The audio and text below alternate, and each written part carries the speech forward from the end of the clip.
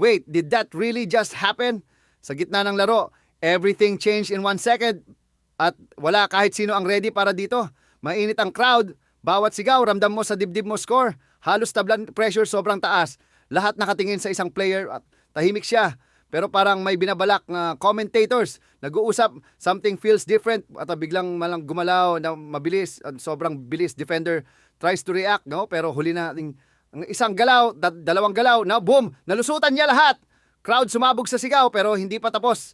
He stops, looks back, parang may message, parang may sinasabi ng walang salita. Replay shows it again, no?